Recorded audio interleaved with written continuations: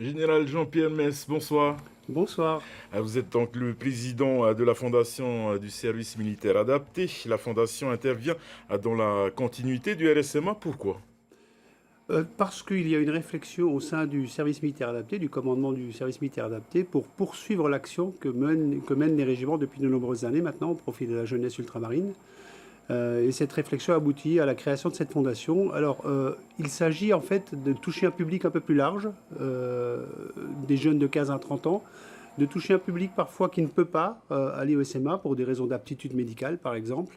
Et puis, il s'agit également d'utiliser d'autres fonds que les fonds publics, ceux qu'utilise le commandement du SMA. Nous n'utilisons la fondation que des fonds privés. Vous aviez identifié justement un besoin d'accompagnement? Bah, le besoin existe toujours. Et puis, parmi les anciens du SMA, à titre d'exemple, il y a des jeunes qui s'insèrent parfaitement. Et puis, au bout de 2, 3, 4 ans, parfois, il y a des accidents qui se passent. Et on a des exemples concrets de jeunes qui ont besoin d'un petit coup de pouce supplémentaire pour se remettre le pied à l'étrier. Donc, c'est cette raison, c'est toutes ces raisons qui ont poussé à la création de cette fondation. On l'a vu, hein, tous les jeunes entre 18 et 30 ans sont éligibles. Le dispositif ne concerne donc pas que les jeunes du service militaire adapté. C'est exact. Nous avons clairement voulu ouvrir l'offre de la Fondation à l'ensemble des jeunes ultramarins. Et nous avons de nombreux cas dans tous nos territoires maintenant, puisque nous sommes implantés sur l'ensemble de nos territoires ultramarins, de jeunes sortant du SMA, mais aussi de jeunes beaucoup plus âgés, qui ont parfois même jusqu'à 31, 32 ans, puisque nous avons fixé 30 ans, mais quand un jeune se présente avec un projet viable qu'il a 31 ans, on le soutient également. Tous les jeunes entre 18 et 30 ans sont donc éligibles. Il n'y a pas de conditions de revenus. Il n'y a pas de condition de revenu. La condition principale, c'est d'avoir un jeune qui a un projet d'insertion, soit salarial, parce qu'il y a une promesse d'embauche, ou une embauche définitive. Parfois, pour être embauché, il faut une qualification supplémentaire, ou un employeur demande le permis et le jeune ne l'a pas. Donc, ce sont des cas très concrets. Et puis, parfois, en création d'entreprise, en création d'activité, ce sont aussi des parcours plus compliqués. Et la Fondation est là pour aider.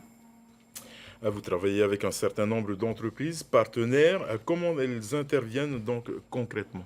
Concrètement, elles interviennent de différentes façons. Il y a un certain nombre de partenaires, d'entreprises partenaires au niveau national, et ce sont principalement des entreprises qui mettent à notre disposition des fonds. J'ai dit que nous fonctionnons qu'avec des fonds privés, donc ces fonds-là viennent d'entreprises. Donc ça, c'est un premier moyen de s'engager pour les entreprises. Et puis, il y a un autre moyen, et ça se fait beaucoup sur les territoires localement, c'est ce qu'on appelle le mécénat de compétences, c'est-à-dire que les entreprises mettent à disposition de la fondation un certain nombre d'heures pour apporter leur expertise.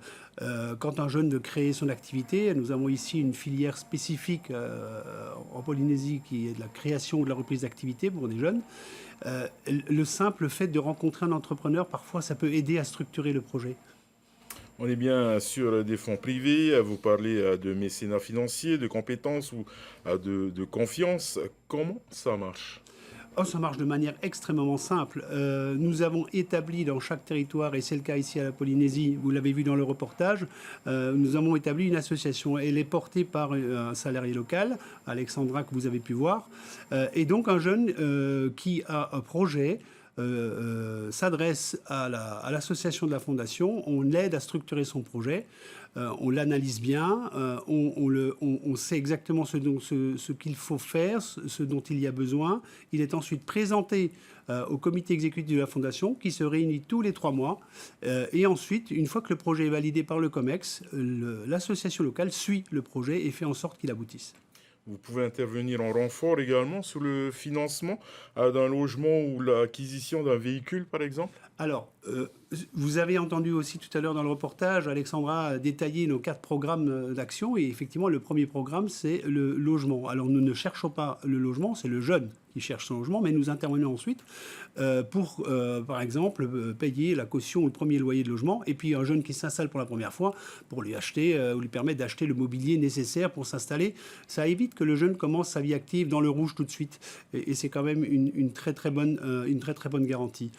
Sur sur la deuxième partie de votre question, non, nous participons au programme mobilité. Nous aidons les jeunes à être mobiles par notamment l'acquisition des permis divers et variés. Nous n'achetons pas de voiture parce que nous ne rentrons pas dans ce type d'aide-là. Nous estimons que le jeune doit être responsable. Nous offrons parfois des solutions alternatives, mais en aucun cas nous n'achetons des voitures. Merci beaucoup, Général Mess, pour vos réponses et merci d'avoir accepté notre invitation. Merci beaucoup à vous.